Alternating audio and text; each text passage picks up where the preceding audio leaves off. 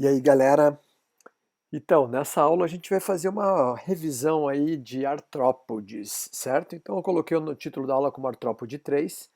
Vai aparecer lá no qualquer arquivo como zoologia 11, artrópode 3, certo? Por que zoologia 11? Porque eu vou seguindo, essa é a 11ª aula de zoologia, certo? Eu já tinha dado 4 aulas de embriologia também aqui pelo gravado. Então, dentro do qualquer arquivo está seguindo isso: embriologia 1, embriologia 2, embriologia 3, embriologia 4. A aula 5 foi zoologia 1, aula 5 zoologia 2, aula 6 zoologia 2, 7 zoologia 3. Então a gente está indo para zoologia 11, a 11ª aula de zoologia que eu estou dando para vocês. Artrópode 3 é uma revisão de artrópodes. Né? Eu vou apresentar para vocês aí uma tabela comparativa. Daí a notícia é boa, não sei se é boa, né? Eu vou resolver algumas questões com vocês e no final dessa aula não vai ter lista de estudos, certo? Então a gente vai ficar só aqui, né, na resolução dessas questões mesmo, tá bom? Então vamos lá. A tabelinha é o seguinte. Opa, cadê? Tabelinha. Vai para a tabelinha. Tabelinha. Cadê a tabelinha? Aí, tabelinha.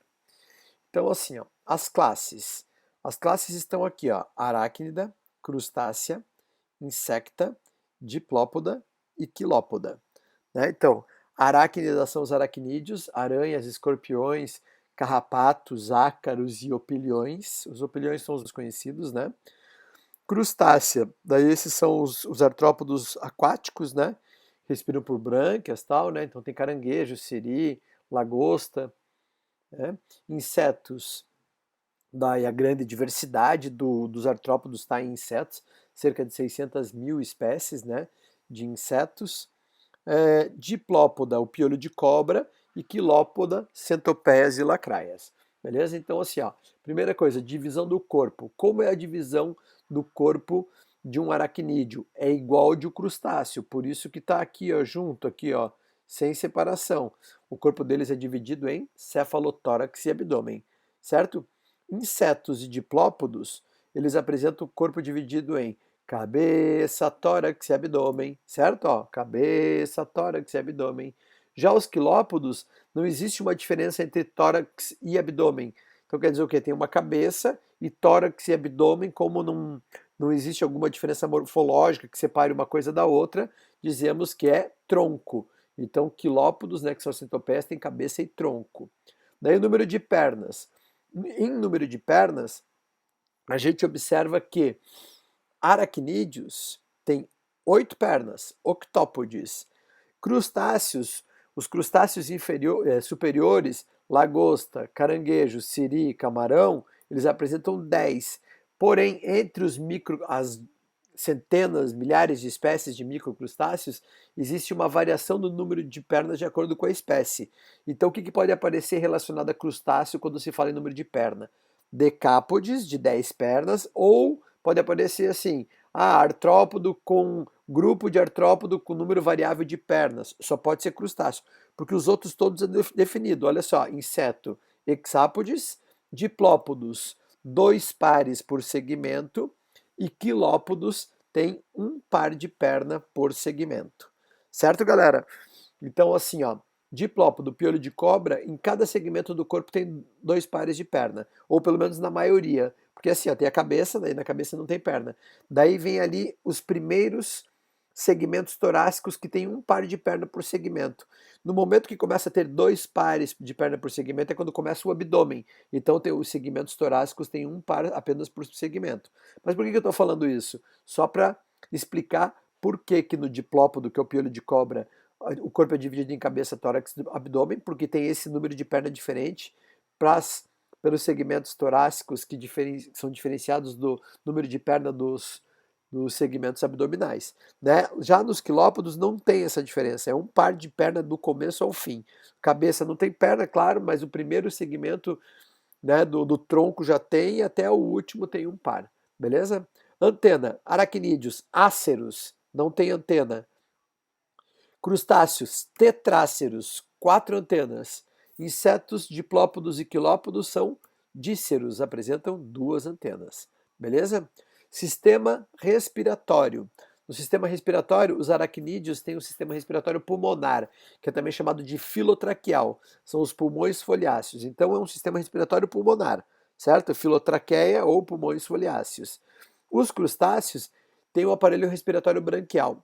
Existe uma coisa que é comum ao filotraqueal e ao branquial, ou seja, ao pulmonar e o branquial.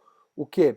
Esses dois sistemas oxigenam o sangue. Então, portanto, o sangue apresenta a hemocianina, que é o pigmento respiratório do sangue que vai transportar oxigênio para todas as partes, para todos os tecidos do corpo. Então, é o sangue que transporta.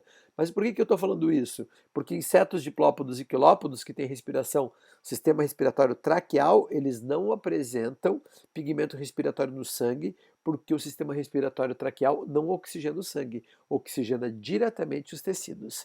Beleza? E o sistema excretor dos aracnídeos são as glândulas coxais, certo? Glândulas coxais, todos os aracnídeos têm.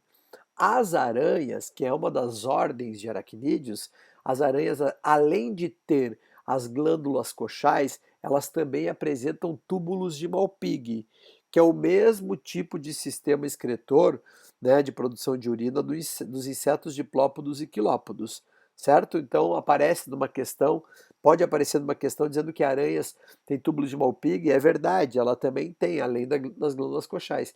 Só que se for para diferenciar dos outros, o que os aracnídeos têm de diferente? As glândulas coxais. É exclusividade dos aracnídeos, certo? São glândulas que ficam próximo à base das pernas, por dentro do cefalotórax, e que vão levar os resíduos para dentro do estômago, né, para dentro do tubo digestivo, que vai acabar sendo misturado com as fezes, assim como nos túbulos de Malpighi. Só que os túbulos de Malpighi são órgãos abdominais, certo? Estão conectados diretamente ao intestino. Os crustáceos têm as glândulas verdes, né? Ou também chamada de glândulas antenais ou antenares, fica na cabeça, né? No cefalotórax, bem na região da cabeça, na base das antenas. Então é por ali que sai o xixizinho. Glândulas verdes ou antenais. Faltou um i ali, certo? Deve ter sido o corretor. Insetos diplópodos e quilópodos, então, têm túbulos de Malpighi, ou seja, produzem a urina a partir do sangue, filtrando o sangue, e jogam essa urina onde? Lá no intestino, daí sai misturado, urina com fezes. Beleza, galera? Com relação aos tipos de desenvolvimento dos insetos, é correto afirmar que os insetos com desenvolvimento direto são denominados ametábulos. Muito bem, insetos com desenvolvimento direto, ou seja, o que nasce do ovo de uma traça? Uma tracinha, não nasce nem larva e nem ninfa. Esses são os ametábulos. O termo ressalta o fato de não haver grandes transformações durante o desenvolvimento, uma vez que o jovem já se assemelha ao adulto, sendo apenas menor. Muito bem, e isso define ser ametábulo, certo? Nos insetos hemimetábulos, do ovo eclode uma forma chamada ninfa, que é semelhante ao adulto, mas não tem asas desenvolvidas. A ninfa origina o adulto. Então, hemimetábulo, ele já nasce muito mais parecido do que, por exemplo, o holometábulo que nasce larva. É quando nasce ninfa. A ninfa já é um pouquinho parecida, mas ainda faltam algumas coisas, como, por exemplo, ele citou as asas. Isso é verdade também. São tipos de desenvolvimento indireto dos insetos. Então, daí nós temos os insetos ametábulos, certo? Só que ametábulo é desenvolvimento direto, tá? Então é assim, ó. Na reprodução dos insetos, existe o desenvolvimento direto, ametábulo, e o desenvolvimento indireto. Daí, os que nascem ninfa, hemimetábulo, e os que nascem larva, holometábulo. Então significa o quê? Que desenvolvimento indireto é só hemimetábulo e holometábulo, porque o ametábulo é direto. Então, o item 4 está errado. No desenvolvimento holometábulo do ovo, eclode uma larva bastante semelhante ao indivíduo adulto. Então tá, no desenvolvimento holometábulo do ovo nasce o quê? Larva, né? A larva é bastante semelhante ao indivíduo adulto Não, a larva é um animal totalmente diferente do adulto.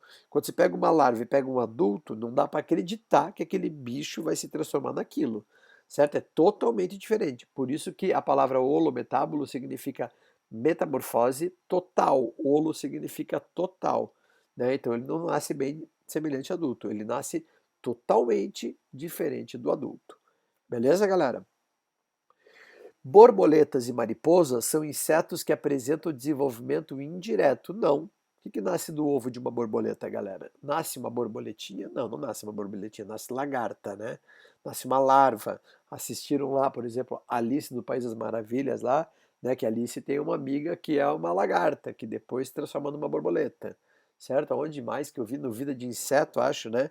Trabalhando no circo lá, tinha uma lagartona gorduchona, assim, né? É uma característica mesmo, armazenamento de grande quantidade de reserva nutritiva, porque quando nasce larva, vai passar por um estágio de pupa, né? E a pupa, ela não tem, ela não, no estágio de pupa o animal não está se alimentando. Então o animal vai consumir tudo, todas as energias, né, para se transformar numa borboleta, toda a energia que foi acumulada durante a fase de larva. Então a larva come, come, come, come, come, come, come, come e fica gorduchona, com bastante reserva nutritiva. E aí entra no estágio de pupa, daí não come mais, só fica gastando aquela energia que foi acumulada em forma de gordura para daí ir formando o corpo, né? Então, assim, é altamente nutritivo uma larva, né? Então, assim, não é à toa que as larvas, elas são presas na natureza, assim, tipo, super apreciado, né, pelos predadores, né? Porque é uma fonte de nutrientes, é uma fonte bem rica de nutrientes, né? Já que vai ser a energia para a larva se transformar em adulto. Beleza?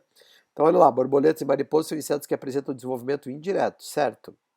Com metamorfose gradual ou incompleta, do tipo hemimetábulo, não. A metamorfose não é gradual, é total, certo? Ou completa, do tipo holometábulo, seria o certo. Então o item 16 também está errado. Então, nessa questão 40, apenas o item 1 e o item 2 estão corretos. Beleza? A entomologia forense é um ramo da ciência que auxilia nas investigações criminais, estimando principalmente o intervalo pós-morte, IPM, que é o intervalo de tempo entre a morte e a data em que o cadáver foi encontrado. Em 19 de abril de 2004, os corpos de 26 homens foram encontrados na floresta da reserva indígena do Parque Nacional Aripuanã, no estado de Rondônia. Para auxiliar, né, na elucidação do período exato do crime, foram coletadas durante a necrópsia 320 larvas dos corpos. No laboratório, as larvas que estavam em terceiro instar evoluíram para pupas em 58 horas e para adultos em 110,5 horas. Pela idade estimada das larvas, foi estimado que o intervalo pós-morte mínimo foi de 5 a 7 dias. Então quer dizer o quê? Enquanto o animal tá, o animal não, desculpa, enquanto as pessoas estão vivas, né, tipo, os insetos não botam ovos, né, no nosso corpo, né, a não ser alguns, tipo berne, né, que daí é parasita, né? A larva é parasita de um bicho vivo. Mas assim, então, assim, uma espécie de mosca foi lá e botou ovos, né? O que nasce dos ovos? Botou ovos no dia a pessoa morreu, né? Entre o primeiro e o segundo dia, mais ou menos, as moscas já começam a botar ovo, certo, galera? E aí, daí, de acordo com a fase, né? Primeiro insta, segundo insta, que seria as fases larvárias, eles conseguem ver quanto tempo, assim, eles conhecem aquela espécie de mosca, eles sabem que para chegar ali é 2 dias de desenvolvimento da larva, sabe que para chegar naquele outro estágio é mais 3, 4 dias, entende? Então, observando os diferentes estágios, claro que para eles vai interessar ali o que está mais desenvolvido de todos. Por quê? Porque está próximo da data que a pessoa morreu, né? Certo? Que é aquela larva que está mais desenvolvida, que já está numa fase mais avançada. Bom, no texto foram destacados animais que são utilizados na entomologia forense, em perícias criminais. Sobre esses animais, é correto afirmar que as palavras destacadas no texto se referem a diferentes estágios de desenvolvimento de ácaros. Os ácaros são aracnídeos, né? Os aracnídeos, eles têm desenvolvimento direto, tá? Eles não nascem larva. Verme, com os plateumintos, vermes como plateumintos, que são parasitas de outros animais, olha, plateumintos nascem larva, muitos nascem larva. Minhocas que atuam na decomposição, as minhocas têm desenvolvimento direto, insetos têm indireto, certo? E escorpiões é aracnídeo, direto também. Então poderia ser insetos ou vermes. Só que daí entra uma palavra no texto que é a entomologia. O que é entomologia? É a parte da biologia que estuda os insetos. Então, professor, mas como é que eu ia saber disso? Então, essa palavra ento, que é relacionada a insetos, a gente aprende no ensino médio quando a gente está falando de botânica, polinização. Como é o nome da polinização feita pelos insetos? Né? Então, você vai ter que saber isso. Uma hora, quando chegar lá em botânica, vai ter que saber isso. A polinização feita pelos insetos é a entomófila, ento, inseto. Pelo vento é anemófila, pela água é hidrófila. Por morcegos, quiropterófila, porque os quirópteros são os morcegos. E por aves, ornitófila, porque ornito é ave. Certo, galera? Então, a entomologia leva em consideração larvas de insetos. Beleza, galera? Então tá aí, ó, a letra D. Então tá. É, nessa aula a gente vai ficar por aqui, né? Então amanhã vocês vão ter a outra aula de biologia, da minha aula, vai ser liberado amanhã, né? E amanhã a gente resolve a sequência, tá?